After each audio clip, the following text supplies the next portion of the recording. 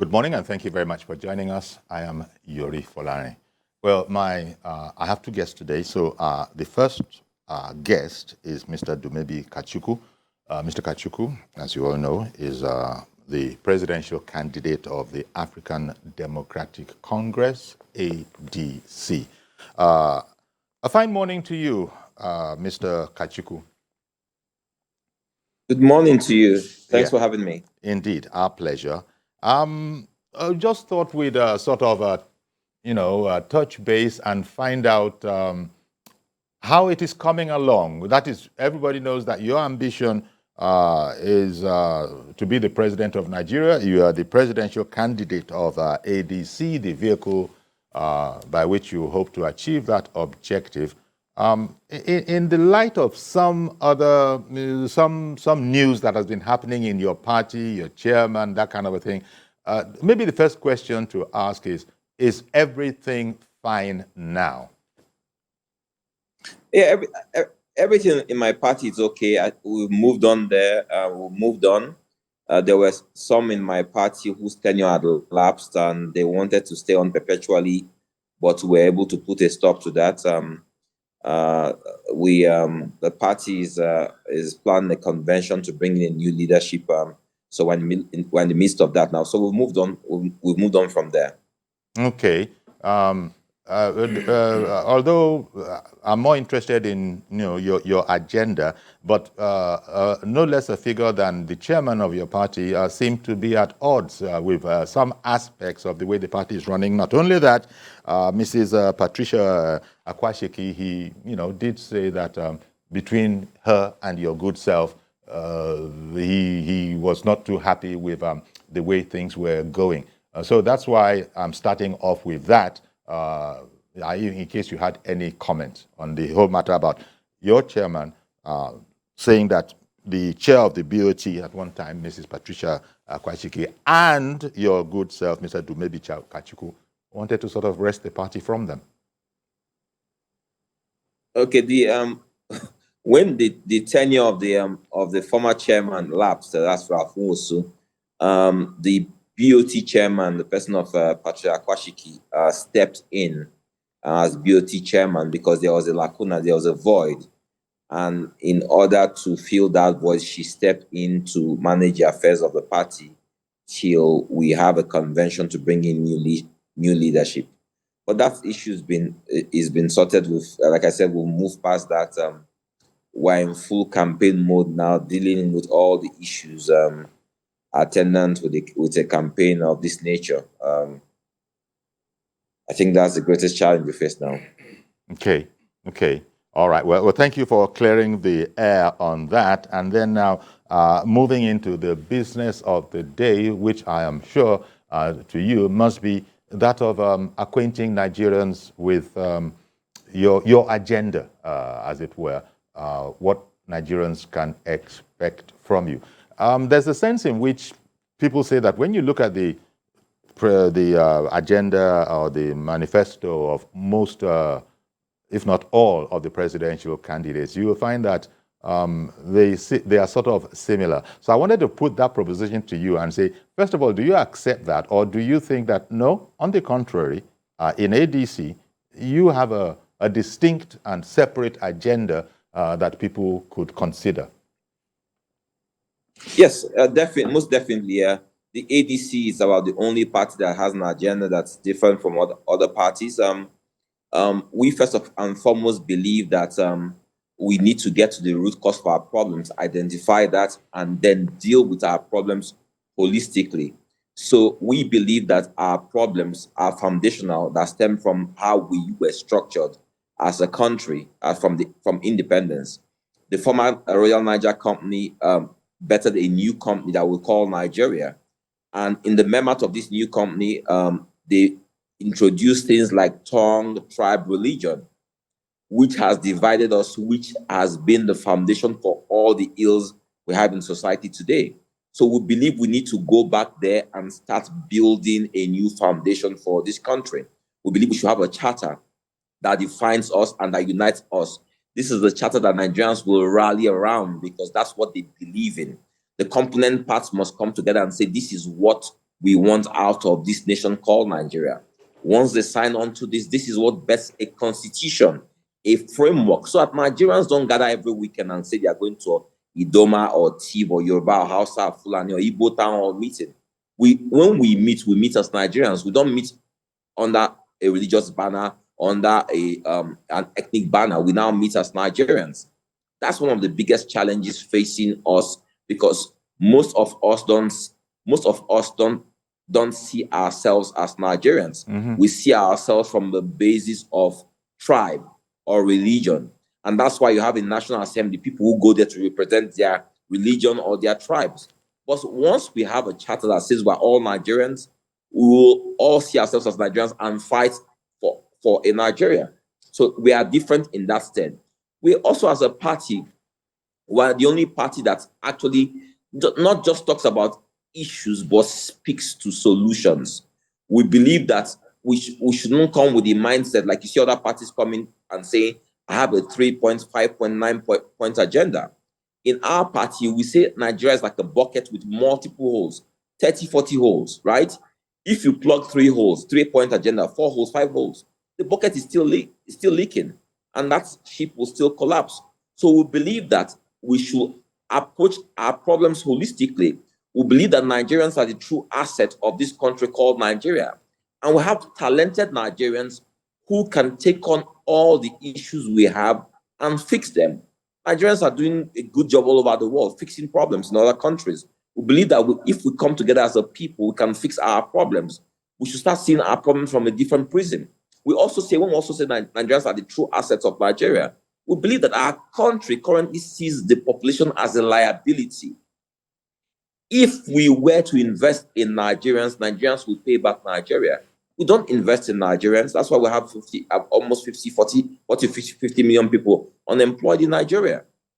We need to start supporting Nigerians so that we can grow, we can rebase our economy, we can rebuild our country. In that stead, we are different because we see Nigerians as the asset that we must invest in. Okay. No, he's talking to us about his agenda and that of his party, and he's spoken about the need for us to, see ourselves first and foremost as Nigerians. Mr. Kachikwu, so is that's where we get our caption of rebuilding Nigeria from? Is that very much the way it is in your mind, that Nigeria has to be rebuilt in that way? Correct, yes. We need to rebuild Nigeria from ground up. We need to build a country that works for everyone. Right now, we have a country that does not work for most people. We need to build a country that works for everyone, so that everyone is confident in the new Nigeria, comfortable that Nigeria works for them. We need to build a country that protects the weak, the poor, the elderly. That supports women to thrive. So these are social issues that we underplay in the Nigeria we have today. But these issues should underpin the new Nigeria, because these issues bring down societies. We take them for granted in Nigeria. Successive leaders in Nigeria have so abused us that every man is struggling to survive now. So every man to himself and God for us all. And that does not work for any country. Okay. We need to build a society that works for everyone. Okay.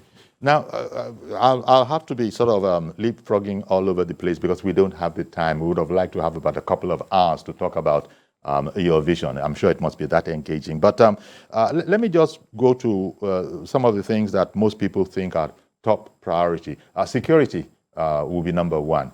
Tell us your ideas about security. Very good. First and foremost, I believe that we should have a short-term, medium-term, and long-term approach to security. In the short term, I believe we should bring on 200,000 men and women from the civil defense and police to complement the war effort we have now, because they are already trained in the art of carrying guns. I believe that we should bring on board technology in the short term.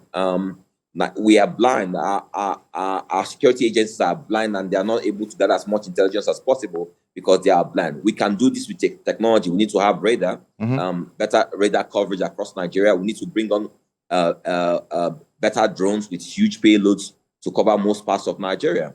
We need to, in the short term, also increase our internal security budget. Under President Jonathan, we're using 100 billion naira annually for internal security. This president still operates that budget, but he does not operate up to 50% of that budget. And if you look at 50%, 50 billion naira, and you look at the attendant inflation, cost of diesel, which is one of the key components of operating the heavy duty equipment, you find that our military, they are struggling. They are not properly funded.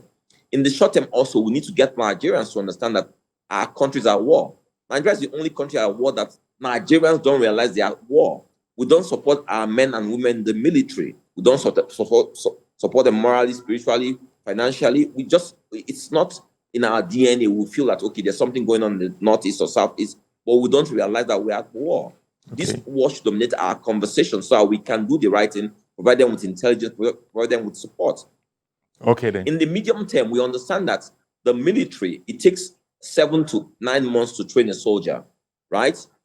And we should start this process immediately, because for too long, we've treated this war like it's a short-term war. It's going to end yesterday. This has not happened. Over 10 years, it's not happened. Okay. There's an ideological component to this war, right? So we need to approach this long-term. We need to bring on more men. We need at least 1 million people to join the army. So we plan for this short-term, medium-term to long-term. Can we pay for that? 9 months. I beg your pardon for interrupting. Can we pay for that? Absolutely. I will tell you how. Okay. Right? One moment, sir. One moment. I beg your pardon further, because there's a caller. Hello, Mr. Dumebi. I beg your pardon. There's a caller who has, who wants to join the program, maybe ask a question or make a point. Emmanuel in Otukpo, good morning to you, sir. Good morning, Uncle Yori. Good morning, sir. I greet your guest in the studio. Okay, yes. Yes, I want to express my Actually, he's opinion. in his office. He's joining us remotely. Okay, I greet him. I want him to see this point with me. Young men like them who are energetic, why can't they go into the National Assembly to stabilize things? The rot in our polity is immense, and they are needed in such places. Wait a minute. Wait a minute. He is the presidential candidate of ADC. That's how I introduced him. I know. Okay. I know, but he doesn't have structures on ground. Oh. This thing should be done step by step. Now they should recover the polity step by step. Let them recover from so the what would be your question? What would be your? I beg your pardon. Sorry to interrupt you, but I wanted to keep this on track. Yes. So really, that is your question.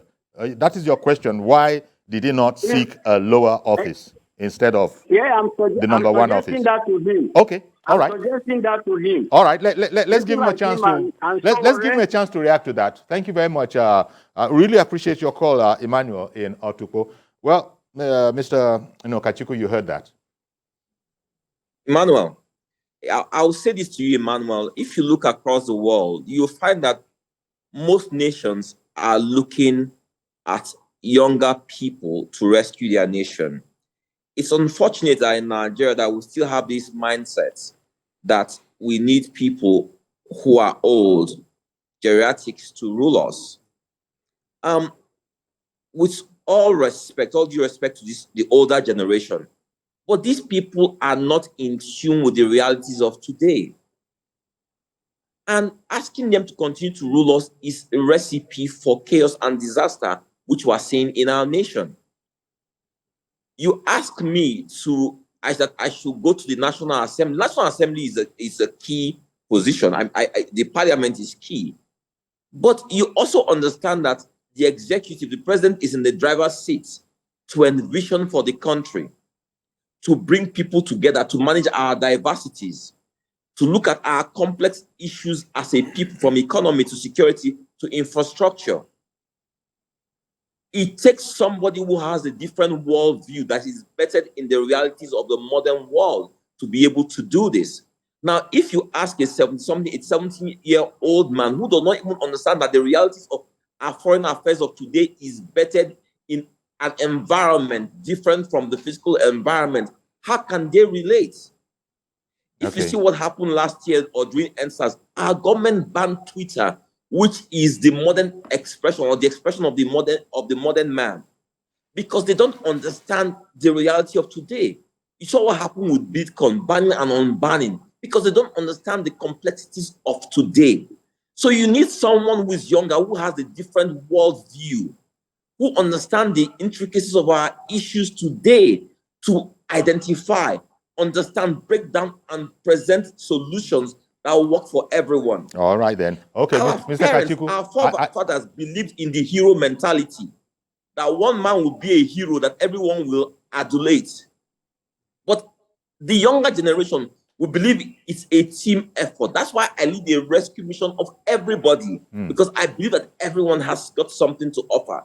That's the difference between our generation and the older generation. Okay, could I just take you up on one aspect of what you just said? And that would be to inquire from you.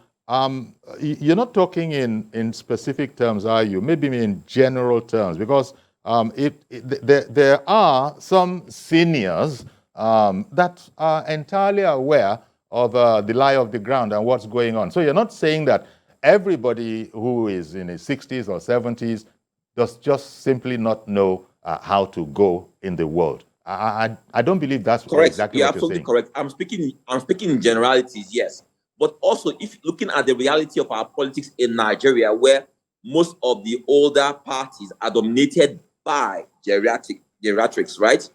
So if you look at them and their supporters, a lot of those people are people who are above a certain age. So I speak to them, but I'm not saying that you don't have older people. Look, America has a president who is in his 80s, right? But what do? They have in their team a complement of talented young people who understand the dynamics of the day, of present day. The challenge we have with a lot of the older people is that they cannot even begin to fathom, to understand, to comprehend the issues. And they make things worse by surrounding themselves with people like them, old people who are blind. Okay, Mr. Kachikwu, let's another caller, this time from Ghana. Lukman in Ghana. Good morning to you, sir. Good morning, Mr. Yori. Thank you for calling in. Good morning. Thank you, sir. I'm happy to be on your program today. We're Mr. happy to have Kachikwu, you. thank you so much. I've been following your campaign, your town hall meetings, and other programs, and I really appreciate your efforts. I could see that you have a very good idea about governance, and you are well exposed. But as I'm a politician, so like what the last caller said, that there is no structures in all these these upcoming parties. So, and second, my first question to you is, why is it that after election, most of you don't come out to stand as the main opposition to speak against the ruling government? But when it's time for election, that is when we see you guys. And secondly, I want to ask you, if you don't win the election, would you accept to be a minister of the Republic of Nigeria? And which ministry will you like to correct that you know that you can do very well? Thank you. Okay. Well, Mr. Kachikwu heard the question. What do you make of the question, Mr. Kachikwu? It's over to you. Well, thank you very much. You've asked two good questions, and thank you for saying you identify with me and support me. Let me quickly say this. The structure that people say we don't have, who is the structure? The structure is Nigerian people. And you are right. If you say we don't have a structure, you are right when you say that, because the Nigerian people have this apathy towards elections, governance, government, politics. Every election cycle, we have about 8.5 to 10 million Nigerians who determine who is the president of Nigeria. 85% of those people are in the rural areas. Those who constitute the middle class, who are about 40 to 50 million man strong, they don't vote. Why am I running? I'm running because I'm hoping that before February, I'm able to ignite, to activate these bases. These are people who will vote based on issues, based on understanding the solutions being advanced, canvassed by a candidate. That's why they will vote. They will not vote for wrapper, rice, gari, or face cap or t-shirts or money. They will vote because they believe that someone has sound logic. Okay. So I'm trying to get those people, and that's why I am running. Those people will form my structure. Okay. The second question. Okay. Sorry. Please continue. Yes. The second question about should what you are not expecting happen. Would you take up a position in the winning government? I mean, in the winning political party? Absolutely not. Tell you something, right? I am one of those people who believe that you don't necessarily have to be the president of Nigeria to work for Nigeria. I run Roots TV, which is the only news organization which is a CSR, okay, carrying the voices of the Nigerian people. I believe I do the bid now. I believe I serve Nigeria doing that. Okay, there are so many things we can do to serve Nigeria. But I'm running for office because I believe that the president of Nigeria, that's the driver's seat. When you are in the driver's seat, you determine the direction the country goes to. And I believe that this is where we are failed, because those who have been driving this country are blind in one eye or blind in two eyes. That's why I'm running. Okay. If I don't succeed, I still believe I can serve Nigeria in other capacities in my business, in my private sphere, without actually being in public office. Because when I look at the field out there, right, and I see that the problems inherent in our nation today, most of the candidates we have out there will still have those problems and have no solutions to those problems. I don't want to be in a cabinet for the sake of being a cabinet, knowing that I'm not able to do anything for my country. I'd rather in my private space do something. I'm the candidate that if I were to lose this election, God forbid, I will be driving conversations on a quarterly basis, having town halls across the country. I'll be getting Nigerians to be doing more for Nigerians. Take the flood today we have in Nigeria.